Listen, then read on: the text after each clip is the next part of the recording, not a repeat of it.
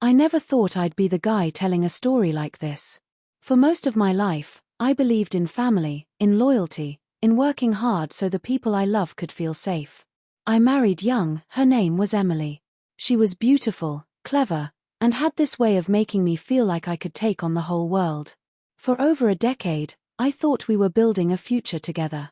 We weren't rich, but we were steady. I worked long hours at the family business my dad left me, and every month I put a little aside into a fund savings that were supposed to help us buy a better house, maybe send our son, Liam, to college without debt. That fund wasn't just money. It was years of sweat, sacrifice, and trust. And Emily, well, she always said she appreciated it. Or so I thought. Things started to feel different about 2 years ago. Emily became distant. She started spending more time helping a friend with some volunteer project and said she was tired when I suggested date nights. I assumed it was stress, maybe depression. I tried to be patient, cooked more, helped with Liam's schoolwork, brought her little gifts. She smiled, but it felt forced. Then I noticed something strange. The account I used for our family fund showed less than it should have. At first, I blamed myself, maybe I'd forgotten a withdrawal or miscalculated. But the numbers didn't add up. When I asked Emily if she'd moved money, she brushed it off, said she'd helped her sister with some bills and promised she'd replace it soon. I wanted to believe her. I really did. But the unease stuck with me. One night, I stayed late at work to finish invoices. Emily texted that she was taking Liam to her mom's and might stay the night to help her clean out the garage. Something didn't sit right. Maybe it was intuition, or maybe it was the months of little red flags I'd ignored. So I drove home early. Our house was dark when I pulled up, but Emily's car wasn't there. Out of habit, I checked the shared location app we used for safety. She'd turned it off. That's when the pit in my stomach turned cold. I couldn't sleep, so I logged into our bank account again. And that's when I found it, not just a missing withdrawal, but several. Over $40,000 gone over the last year. Transfers to an account I didn't recognize. The next day, while she was still at her mom's, I went to the bank.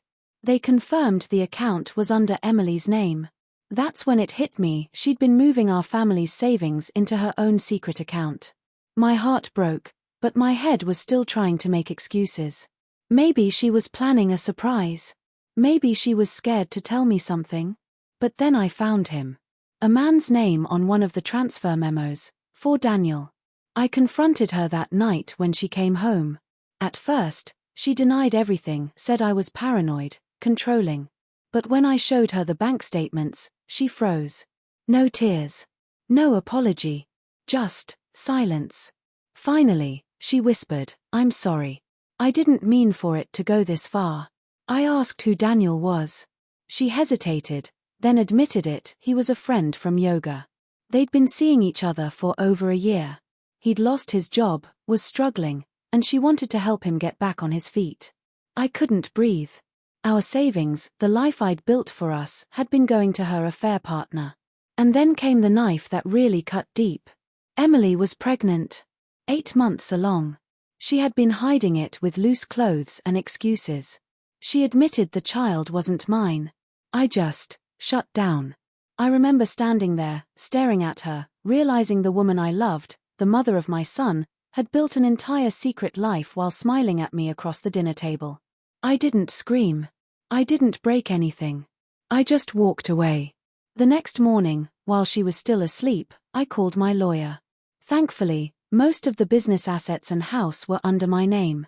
The savings she stole, I couldn't get that back easily, but everything else, I could protect. I filed for divorce quietly, citing financial betrayal and infidelity. I gathered every bank record, every text, every proof I had. I also froze the business accounts and moved what was left of the savings to a protected trust for Liam. When Emily realized what I'd done, she begged. She cried. Said Daniel had left her, said she'd made a mistake and wanted her family back. But the thing about betrayal is, once the trust is gone, it's gone forever. The court didn't go easy on her.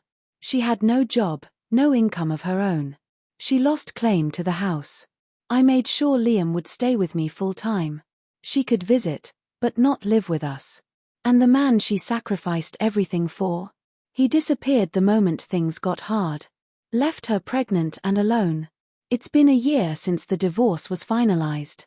I'm not going to pretend it was easy. There were nights I cried when Liam was asleep. Nights I questioned if I'd failed as a husband somehow. But then I remembered, love isn't about sacrificing your soul while someone builds a life behind your back. Emily still tries to reach out sometimes, says she regrets everything, that she ruined the best thing she ever had. Maybe she has. But forgiveness doesn't mean going back. It just means I don't carry her choices anymore. Liam and we're doing okay. Better than okay, honestly. My business is stable.